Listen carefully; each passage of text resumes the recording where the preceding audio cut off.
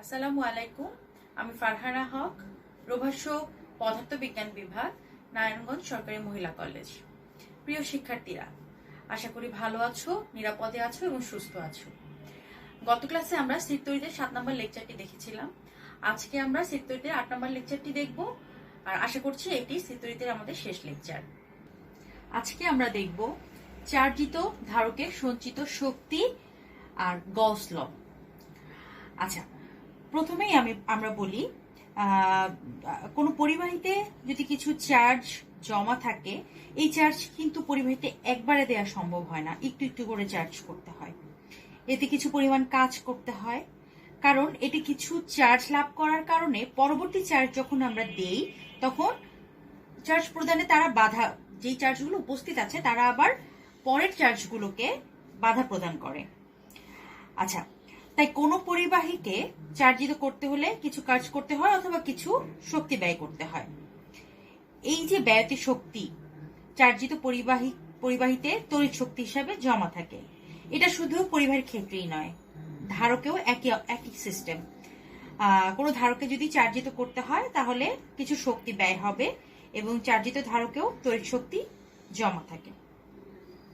আচ্ছা, এখন ধরা যাক সি ধারকত্বের কোনো পরিবাহী বা ধারকে কিউ পরিমাণ চার্জ দেয়া হলো। কিউ পরিমাণ চার্জ দেওয়ার ফলে আমার বিভব হলো ভি। পরিবাহকত্ব হচ্ছে সি, কোনো ধারকে কিউ পরিমাণ চার্জ দেয়া হলো, আর কিউ পরিমাণ চার্জ দেওয়ার ফলে বিভব হলো ভি। আমরা ক্যাপাসিটরের সমীকরণ থেকে জানি C is equal to Q by V। আচ্ছা, এখন ধরা যাক চার্জিতকরণের কোনো একটা পর্যায়ে এতে চার্জের পরিমাণ Q আছে। আমি যখন চার্জ করলাম তখন কোনো একটা পর্যায়ে চার্জ আছে Q। সুতরাং তখন এর বিভব কত হবে? Q চার্জের জন্য বিভব হবে, এখানে আমি V প্রাইম ধরেছি, V Q by C। আচ্ছা, এখন যদি এতে খুব ক্ষুদ্র ডিকিউ পরিমাণ চার্জ প্রদান করি, তাহলে এর কৃতকাজ অথবা ব্যয়িত শক্তি হবে, এটাকে আমরা ডিইউ ধরলাম। তাহলে এখানে পাবো হচ্ছে ভি প্রাইম ডিকিউ। আচ্ছা, এখানে যেমন ভি প্রাইম ছিল কিউ বাই সি, এখানে মানটা বসালাম কিউ বাই সি আর ডিকিউ আছে। আচ্ছা, এখন এই পরিবাহী বা ধারককে যদি অচার্জিত অবস্থায়, মানে কোনো চার্জ নেই, চার্জ এখন জিরোতে আছে, অচার্জিত অবস্থা থেকে কিউ পরিমাণ চার্জিত করতে মোট কৃত কাজ, মোট কি করেছি, চার্জকে আমি অচার্জিত অবস্থা মানে জিরো আছে এখন চার্জের পরিমাণ, তাকে আমি কিউ পরিমাণ আনতে চাই, তাহলে মোট কৃত কাজ আমার কত হবে বা ব্যয়িত শক্তি আমার কত হবে, যদি আমি এই সমীকরণকে আমি সমাকলন করি এই সীমার মধ্যে, কিউ ইজ ইকাল টু 0 থেকে Q is equal to capital Q, এই সীমার মধ্যে যদি একে সমাকলন করি তাহলে আসে, দেখো এখানে ইউ আসছে 0 থেকে Q by C D Q. C হচ্ছে কনস্ট্যান্ট, আমি বাইরে রাখলাম, 0 থেকে কিউ কি থাকছে, Q D Q 1 by C. আমরা জানি এটাকে করলে হচ্ছে কিউ স্কয়ার বাই 2 হয়। তারপর হচ্ছে মান বসালাম কিউ, 0 থেকে কিউ, আর এখানে যদি কিউর মান বসাই, লিমিটের মানগুলো এখানে বসাই, তাহলে এখানে আসা হচ্ছে Q square divided by 2। Basically এখানে একটা লাইন আছে 0টা এখানে আমরা লিখিনি, তাই সরাসরি এখানে আমরা কিউ স্কয়ার বাই 2 দিলাম। এটাকে একটু সাজিয়ে লিখি, এখানে হাফ আসছে কিউ স্কয়ার বাই সি। এই অংশটাই হলো আমার ধারকে বা কোনো পরিবাহীতে সঞ্চিত শক্তির পরিমাণ। আচ্ছা, এটার বিভিন্ন রূপ আছে, দেখো বিভিন্ন রূপ আছে। U is equal to half C V square লেখা যায়, সেটা কিভাবে লেখা যায় বলতো?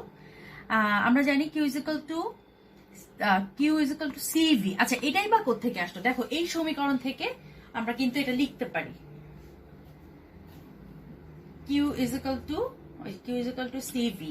সুতরাং Q is equal to C V থেকে যদি এইখানে আমরা বসাই, দেখো এই পাশে হাফ কিউ স্কয়ারের মান বসালাম, সি স্কয়ার ভি স্কয়ার, আর নিচে আছে সি।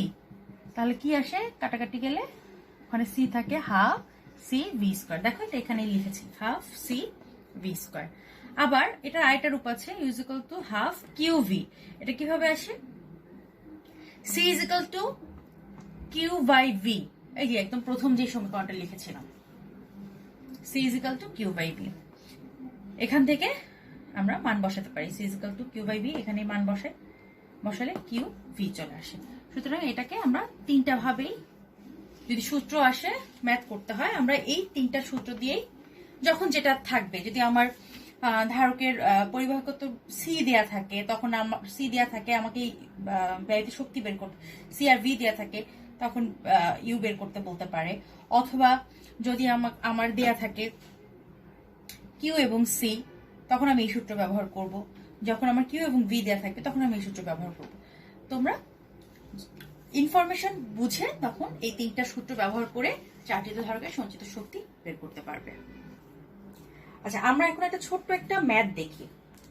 আচ্ছা, আমি তোমাদেরকে বলছি, দেখো 1.4 মাইক্রোফ্যারাড ধারকত্ব বিশিষ্ট কি দেওয়া আছে, 1.4 মাইক্রোফ্যারাড ধারকত্ব মানে হচ্ছে সি দেওয়া আছে। ধারকত্ব বিশিষ্ট একটি ইলেকট্রনিক্স যন্ত্রের টার্মিনাল দ্বয়ের মধ্যে 3000 ভোল্ট বিভব পার্থক্য দেয়া হলো। তার মানে বিভব পার্থক্য কত দেয়া আছে, 3000, তাই তো? আচ্ছা, কি বের করতে বলছে, ধারকের সঞ্চিত শক্তির পরিমাণ। খুবই সিম্পল, কি কি দেয়া আছে, সি আর ভি দেয়া আছে। তাহলে বলো তো আমাদের কোন সূত্র এখানে যাবে?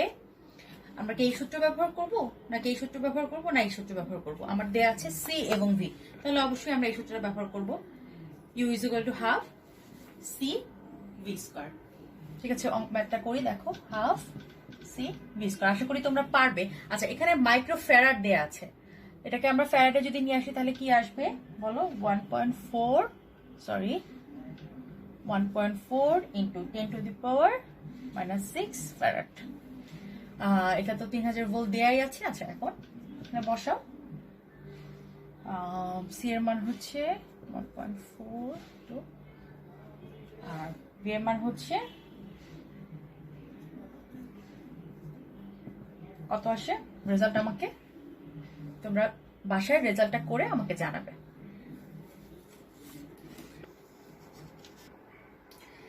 আচ্ছা, আমরা তো দেখলাম চার্জিত পরিবাহী অথবা ধারকের সঞ্চিত শক্তি। আচ্ছা, তোমরা বলো তো ধারকের সঞ্চিত শক্তি আসলে কি ধরনের শক্তি? শক্তি তো অনেক ধরনের আছে, এটা কি ধরনের শক্তি হবে বলতে পারবে? ধারকের সঞ্চিত শক্তি কিন্তু এক ধরনের বিভব শক্তি। বিভব শক্তির সংজ্ঞাটা তোমাদের মনে আছে, ফার্স্ট ইয়ারে পড়েছিলে? যখন কোনো বস্তুকে স্বাভাবিক অবস্থা বা তার অবস্থানের পরিবর্তন করে তার অন্য কোনো অবস্থা অথবা অবস্থানে নিয়ে যাওয়া হয়, তখন হচ্ছে এর মধ্যে কিন্তু বিভব শক্তি সঞ্চিত হয়। আর চার্জগুলোর মধ্যে বিকর্ষণ থাকায় কিন্তু এরা পরস্পর থেকে সবসময় দূরে সরে যাবে, দূরে দূরে দূরে থাকতে চায়। ওই যে বলেছিলাম প্রথমেই ক্লাসের শুরুতেই বলেছিলাম যে যখন ভেতরে কিছু চার্জ থাকে, আবার যদি আমি চার্জ প্রদান করতে চাই তখন ভেতরের চার্জগুলো কিন্তু বাধা দেয়। এই যে বিকর্ষণের কারণেই কিন্তু, যেহেতু তারা সমধর্মী চার্জ, তারা কিন্তু তাদেরকে বাধা দেয় এবং দূরে দূরে থাকবে, এটাই স্বাভাবিক। এই স্বাভাবিক অবস্থা হতে যে এরা পরিবর্তন করে সমধর্মী বেশ কিছু চার্জকে আমি একসাথে করতে চাই, ধারকের পাতে সঞ্চিত করতে চাই, এজন্য এই সঞ্চিত শক্তি আসলে বিভব শক্তি। আচ্ছা, এখন আমরা পরের লেকচারে চলে যাই, পরের টপিকে চলে যাই। পরের টপিকটা হচ্ছে গসের সূত্র।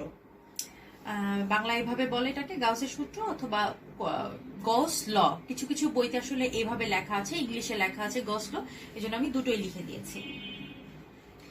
আচ্ছা, স্থিরতড়িতের জন্য কিন্তু এই লটা খুব ইম্পর্টেন্ট। আচ্ছা, কুলম্বের সূত্রের সাহায্যে আমরা কি জেনেছিলাম তোমাদের মনে আছে? একদম প্রথম লেকচারে কুলম্বের সূত্রের সাহায্যে আমরা জেনেছিলাম কোনো বিন্দু চার্জের জন্য যে কোনো তড়িৎ ক্ষেত্র যদি সৃষ্টি হয়, ওই তড়িৎ ক্ষেত্রের কোনো একটা বিন্দুতে যদি আমরা প্রাবল্য নির্ণয় করতে চাই তাহলে আমরা কিন্তু কুলম্বের সূত্রটা ইউজ করি। হ্যাঁ, আর বিন্দু চার্জের জন্য প্রাবল্য নির্ণয়, কুলম্বের সূত্র দিয়ে প্রাবল্য নির্ণয় করাটা খুব ইজি হলেও যদি অন্য কোনো আকৃতি হয়, অন্য যে কোনো আকৃতি হয়, আকৃতির কোনো চার্জিত বস্তুর ক্ষেত্রে এই প্রাবল্য নির্ণয় করাটা কিন্তু বেশ কঠিন হয়ে যায়। যে কোনো আকৃতির চার্জিত বস্তুর নিকটে অন্য কোনো যে কোনো একটা বিন্দুতে আর কি, অন্য কোনো বিন্দু বা যে কোনো বিন্দুতে প্রাবল্য নির্ণয়ের ক্ষেত্রে আমরা গস ল ব্যবহার করব। আচ্ছা, তাহলে এখানে কিন্তু আমাদের আরেকটা প্রশ্ন অ্যারাইজ হয়, কি হয় বলতো, কুলম্বের সূত্রের ব্যর্থতা কোথায়, কুলম্বের সূত্র কোথায় কাজ করে না, অথবা কুলম্বের সূত্র কোথায় কার্যকরী নয়। তাহলে আমরা বলতে পারবো সেটা যে কুলম্বের সূত্র দিয়ে আমি যে কোনো আকৃতির কোনো চার্জিত বস্তুর ক্ষেত্রে তড়িৎ ক্ষেত্র বা তড়িৎ প্রাবল্য নির্ণয় করতে পারি না, কিন্তু সেই ক্ষেত্রে যে কোনো শুধুমাত্র পয়েন্ট চার্জের জন্য পারি বা বিন্দু চার্জের জন্য পারি। আর যে কোনো আকৃতি চার্জিত বস্তুর ক্ষেত্রে আমি যদি তড়িৎ প্রাবল্য নির্ণয় করতে চাই তাহলে আমি গস ল ব্যবহার করব। আচ্ছা, গসের সূত্রটা মূলত তড়িৎ ক্ষেত্রের কোনো বদ্ধ তলের ক্ষেত্রে ব্যবহার করা হয়। কোনো বদ্ধ তলের কোনো বিন্দুতে তড়িৎ প্রাবল্য ওই তল দ্বারা বেষ্টিত চার্জের মধ্যে সম্পর্ক নির্দেশ করে। অর্থাৎ কি বললো, তড়িৎ ক্ষেত্রে কোনো বদ্ধ একটা তল আছে, তলের কোনো বিন্দুতে ওই তলের কোনো বিন্দু তড়িৎ প্রাবল্য এবং ওই তলে কি পরিমাণ চার্জ আছে তার সম্পর্ক বের করে। আচ্ছা, এটা আলোচনার পূর্বে আমার কিছু জিনিস তোমাকে একটু বেসিক ধারণা, আমি একদম ডিটেলে যাব না, কিন্তু একটু বেসিক আসলে তোমাদেরকে নিতে হবে, না নিলে তোমরা এই জিনিসটা আসলে বুঝবে না। বিষয়টা হচ্ছে ফ্লাক্স বা তড়িৎ ফ্লাক্স। আচ্ছা, ফ্লাক্সের ক্ষেত্রে প্রথম যেটা, এটা অবশ্যই একটি ভেক্টর রাশি। আচ্ছা, এখন এটি ভেক্টর ক্ষেত্রের ফ্লাক্স, কিন্তু ভেক্টর ক্ষেত্রের একটা বৈশিষ্ট্য। আচ্ছা, তড়িৎ ক্ষেত্রের অভ্যন্তরে কোনো বিন্দুতে তড়িৎ প্রাবল্যের মান যদি ই হয়, একটা তড়িৎ ক্ষেত্র আছে, তড়িৎ ক্ষেত্রের কোনো বিন্দুতে তড়িৎ প্রাবল্যের মান দেয়া আছে, আমরা জানি ই দিয়ে প্রকাশ করা হয়, প্রাবল্যের মান ধরলাম ই দেয়া আছে, ঠিক আছে। ই এর সাথে এর লম্ব তলের এই ক্ষেত্রফলের মধ্য দিয়ে, আচ্ছা চিত্রটার দিকে এখন খেয়াল করো, দেখো একটা এ ক্ষেত্রফল এখানে এঁকেছি, মানে একটা ক্ষেত্রফল এ নিব, হ্যাঁ, তড়িৎ ক্ষেত্রের মাঝে এক তড়িৎ প্রাবল্য নিয়েছি ই, এবং এই তড়িৎ ক্ষেত্রের মধ্যে আমি একটা ক্ষেত্র নিয়েছি যার ক্ষেত্রফল হচ্ছে এ। আচ্ছা, এই ক্ষেত্রফলের মধ্য দিয়ে অতিক্রান্ত ফ্লাক্সকে ফাই ই দিয়ে প্রকাশ করা হয়। এটা হচ্ছে ফাই, এটাকে এভাবে লিখে ও দিয়ে এখানে মাঝে একটা কাটা করে দিবে, ফাই ই দিয়ে যদি প্রকাশ করা হয় তাহলে এই ফ্লাক্স হবে হচ্ছে ই phi is equal to E এ। দেখো এখানে আমি লিখেছি। আচ্ছা, এই অংশটাকে আমি পরে আসি, বলা হয় হচ্ছে ই এ। তাহলে কি বললাম, এই যে একটা তড়িৎ ক্ষেত্র আমি এঁকেছি, দেখো তড়িৎ ক্ষেত্র এর তড়িৎ প্রাবল্য হচ্ছে ই, এই ই এর সাথে আমি লম্বভাবে একটা ক্ষেত্র নিয়েছি, লম্বভাবে যদি ক্ষেত্র নেই তাহলে ফ্লাক্সের মান পাবো। দেখো এখানে আমি লিখেছি ই এর সাথে যদি লম্ব তলের একটা ক্ষেত্র নেই এ, তাহলে আমি ফ্লাক্স পাবো, এটা হচ্ছে তড়িৎ ফ্লাক্স। আমি কি এটা আরেকটু ভাবে লিখে দিব, এটা হচ্ছে ফ্লাক্স বা তড়িৎ ফ্লাক্স, ফাই সমান সমান ই এ। এখন এটাকে যদি আমি এই ক্ষেত্রটাকে যদি আমি এই যে তড়িৎ ক্ষেত্রের বা প্রাবল্যের সাথে যদি আমি সমান্তরাল ভাবে, এটা কিভাবে লম্বভাবে রেখেছিলাম, এখন যদি সমান্তরাল ভাবে রাখি তাহলে হচ্ছে সেই তলের জন্য ফাই ই হবে হচ্ছে 0, মানে তড়িৎ ফ্লাক্স হবে 0। আর যদি এর সাথে এর লম্ব ধরলাম এইদিকে, লম্বের সাথে আমি থিটা কোণে রাখি, থিটা কোণে এই ক্ষেত্রটাকে রাখি, তাহলে হচ্ছে ফ্লাক্স আসবে phi is equal to E A cos theta. এখানে এ কস থিটা হচ্ছে ই এর লম্ব বরাবর এ তলের অভিক্ষেপ। আচ্ছা, এখন আমি জিনিসটা এভাবে দেখাই তোমাদের, এই বোর্ডটা যদি তোমার কোনো তড়িৎ প্রাবল্য নির্দেশ করে, তড়িৎ ক্ষেত্রের প্রাবল্য নির্দেশ করে, আর এই ডাস্টারটা যদি তোমার এই ক্ষেত্র নির্দেশ করে, তাহলে প্রথম চিত্র, এটাকে যদি ক চিত্র ধরি, তাহলে ক চিত্রের জন্য আসলে জিনিসটা কেমন থাকবে? জিনিসটা থাকবে হচ্ছে বোর্ড হচ্ছে এই বরাবর হচ্ছে আমার ই গুলো আছে, আর এটা হচ্ছে এ। তাহলে প্রথমটার জন্য থাকবে, যেহেতু এই তলের সাথে আমার এই ক্ষেত্রের তলটা হচ্ছে লম্বভাবে আছে, সেই ক্ষেত্রে আমার ফ্লাক্স কি হবে? ই এ। আবার এই বোর্ডটাকে ধরেছিলাম কি? তড়িৎ ক্ষেত্রে তড়িৎ প্রাবল্য। এই তড়িৎ প্রাবল্যের সাথে যদি প্রথমটা ধরেছিলাম লম্ব, আর খ চিত্রের জন্য ধরেছিলাম সমান্তরাল ভাবে, মানে প্রাবল্যগুলোর দিকও এদিকে, এটাও আছে তার সাথে সমান্তরাল ভাবে, এভাবে আছে, তাহলে সেটা কি হবে? 0। আর যদি আমি এই যে বোর্ড নির্দেশ করছে ই, আর আমি এবার ডাস্টারটা হচ্ছে এ, আমি একে একটু অ্যাঙ্গেল করে নিলাম, মানে এর সাথে যে লম্ব, বোর্ডের সাথে একটা লম্ব আঁকলাম, আর ডাস্টারটা হচ্ছে একে আমি এই লম্বের সাথে থিটা কোণে স্থাপন করলাম, সেক্ষেত্রে আমার ফ্লাক্স আসবে হচ্ছে ই এ কস থিটা। এই কস থিটাটা হচ্ছে ই এর লম্ব বরাবর এ তলের অভিক্ষেপ। এটা তোমরা ফার্স্ট ইয়ারে ভেক্টরের চ্যাপ্টারে পড়েছো। আচ্ছা, এখানে আরেকটা জিনিস অবশ্যই মনে রাখবে, সেটা হচ্ছে তল ভেক্টরের দিক হয় ওই তলের সাথে, এগুলো তো তল ভেক্টর, তলের ভেক্টরের দিক হয় ওই তলের উপর বহির্দিকে লম্ব, মানে এই তলের বাইরের দিকে হবে লম্ব বরাবর। আচ্ছা, গস লটা একটু দেখি আমরা। প্রথমেই বলেছিলাম গস লর জন্য আমাদের একটা বদ্ধ সারফেস দরকার, একটা আবদ্ধ একটা তল দরকার। আচ্ছা, যে কোনো আকৃতির একটি বদ্ধ তল দ্বারা কিউ চার্জ আবদ্ধ আছে। দেখো এইটা বদ্ধ, এই তলটা দিয়ে ভেতরে কিউ চার্জ এখানে স্টোর করা আছে বা আবদ্ধ আছে। আচ্ছা, এ তলের পৃষ্ঠের বিভিন্ন বিন্দুতে তড়িৎ প্রাবল্যের মান আর দিক কিন্তু বিভিন্ন হবে। ধরি পি বিন্দুতে প্রাবল্য আছে, এই যে পি বিন্দুতে প্রাবল্য আছে ই।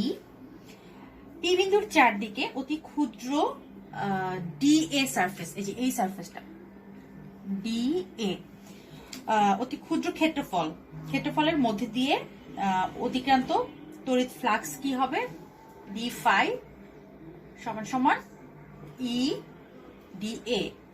আমার ক্ষেত্রফলটা কি ছিল এখানে? এই পি বিন্দুর চারপাশে খুব ক্ষুদ্র একটা ক্ষেত্রফল নিয়েছিলাম ডি এ। তাহলে এই ক্ষেত্রফলের মধ্য দিয়ে অতিক্রান্ত ফ্লাক্স কত হবে? এটা হচ্ছে তড়িৎ প্রাবল্য। অতিক্রান্ত ফ্লাক্স হবে হচ্ছে, আমরা যে ফ্লাক্সের একটু আমরা কনসেপ্ট নিয়েছিলাম, সেখান থেকে আমরা পাই ডি ফাই, যেহেতু অতি ক্ষুদ্র ওখানে আমরা ফাই লিখেছিলাম, আর এটা হচ্ছে খুব ক্ষুদ্র তলের জন্য, খুব ক্ষুদ্র ক্ষেত্রফলের জন্য।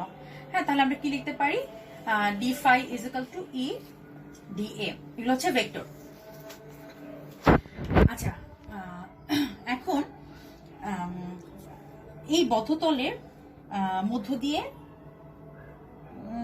এখন মোট যদি আমি তো এতটুকু অংশের ভেতর দিয়ে ফ্লাক্সের সমীকরণ পেয়েছি, এটা তাই তো। এখন হচ্ছে এই বদ্ধতলের পুরো ক্ষেত্রফলের মধ্য দিয়ে মোট তড়িৎ ফ্লাক্স কত হবে? তাহলে এটাকে যদি আমি সমাকলন করি, ইন্টিগ্রেশন করি, তাহলে হচ্ছে আমি মোট ফ্লাক্সটা পাবো। আচ্ছা, এটা কিন্তু নর্মাল সমাকলন না। দেখো এখানে সমাকলনটা কিভাবে লিখেছি, এটাকে বলা হচ্ছে ক্লোজড লাইন ইন্টিগ্রাল, অথবা যদি সংক্ষেপে আমি ক্লোজড ইন্টিগ্রালও বলতে পারি। এটা লাইন ইন্টিগ্রাল কেন বলেছি? লাইন ইন্টিগ্রাল বলেছি এটা হচ্ছে একমাত্রিক সারফেসের জন্য, ওয়ান ডাইমেনশনাল সারফেস, মানে একমাত্রিক তলের জন্য। এটা যদি আমি দ্বিমাত্রিক বদ্ধ তল নিতাম তাহলে আমি এভাবে করতাম, আর যদি ত্রিমাত্রিক নিতাম তাহলে এইভাবে।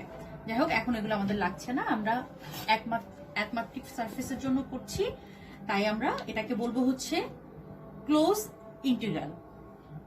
আচ্ছা, তার মানে এই সমীকরণকে আমি ক্লোজ ইন্টিগ্রাল করলে আমি জাস্ট এখানে লিখলাম, এটাকে তো ফাই আসে, phi is equal to E D A. আচ্ছা, এটাকেও একটা সমীকরণ হিসেবে লিখে দিলাম।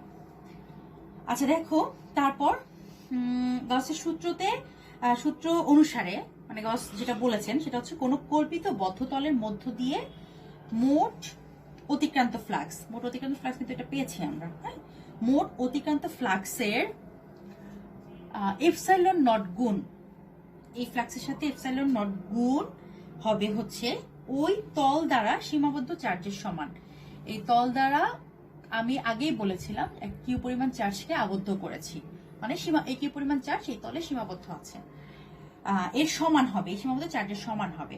মানে যে মোট অতিক্রান্ত ফ্লাক্স ওই তলের এর সাথে আমি এপসাইলন নট গুণ করব, এই গুণ করে তার সমান হবে হচ্ছে কিউ। দেখো তাহলে এখানে লিখেছি, জিনিসটা আসে হচ্ছে এইভাবে। ও আরেকটা জিনিস সেটা মনে রাখবা, সেটা হচ্ছে এই যে তলটা, এই তলটাকে বলা হচ্ছে গাউসের তল। তাহলে এই গাউসের তলে আমরা কি পরিমাণ চার্জ যদি রাখি, তাহলে আমি বলতে পারি এই যে এপসাইলন নট গুণ 5 সমান সমান কিউ। এটাই আসলে গাউসের সমীকরণ, এটাকে এইভাবেই লিখতে পারি। আবার দেখো এখানে মান বসিয়েছি, যে এখানে একটা সমীকরণ নিয়েছিলাম, এর মানটা এখানে বসিয়েছি। কি ছিল এখানে, ফাই এর মান কি ছিল, close integral E dot D A. দেখো এপসাইলন নটটা রেখেছি, ফাই এর জায়গায় লিখেছি close integral E dot A is equal to Q. দুটোই হচ্ছে গস ল। আচ্ছা, এখন কোন চার্জ যদি সীমাবদ্ধ ভেতরে আমি আবদ্ধ না রাখি, ঠিক আছে, এখানে আবদ্ধ থাকতেও পারে চার্জ আর নাও থাকতে পারে। যদি না থাকে তাহলে কি হবে, তাহলে এই জায়গাটা শূন্য বসাই দিলেই হবে। হ্যাঁ, তাহলে আমরা এটাও আমরা জেনে রাখি, ইজ ইকুয়াল টু শূন্য যদি চার্জ আবদ্ধ না থাকে। তাহলে এগুলোই হচ্ছে বেসিক্যালি গসের সূত্র। আমরা গসের সূত্রটা আরেকবার একটু রিভিউ করি, বলতো কি হবে। কোনো এই যে এই বদ্ধ তলের মধ্যে কিন্তু চার্জ আবদ্ধ থাকতেও পারে নাও থাকতে পারে, ঠিক আছে। যদি আবদ্ধ থাকে তাহলে কি হবে, বদ্ধ তলের মধ্য দিয়ে অতিক্রান্ত মোট তড়িৎ ফ্লাক্সের এপসাইলন নট গুণ ওই তল দ্বারা সীমাবদ্ধ চার্জের সমান, ঠিক আছে। আর আচ্ছা শিক্ষার্থীরা, আজকে আমরা কি দেখলাম, আজকে আমরা দেখেছি চার্জিত ধারকের সঞ্চিত শক্তি আর গস ল। আশা করি বাসায় পড়াশোনা করবে। আর এরই মধ্য দিয়ে আসলে আমাদের স্থির তড়িতের চ্যাপ্টারটি শেষ হয়েছে। তোমরা স্থির তড়িৎ চ্যাপ্টারটি আরেকবার রিভিশন করবে, আমার ক্লাসগুলো ফলো করবে। আর স্থির তড়িতের যেসব ম্যাথগুলো আছে, উদাহরণের কিছু ম্যাথ আছে এবং অনুশীলনীতে ম্যাথ আছে, ম্যাথগুলো বাসায় কমপ্লিট করতে থাকবে। আর বোর্ডের কিছু কোশ্চেন তোমরা ফলো করবে, ঢাকা বোর্ডের লাস্ট ইয়ারের কোশ্চেনটা ফলো করবে। এর মধ্যে যদি কোথাও তোমাদের প্রবলেম দেখা দেয় তাহলে আমাকে অবশ্যই জানাবে। ধন্যবাদ সবাইকে।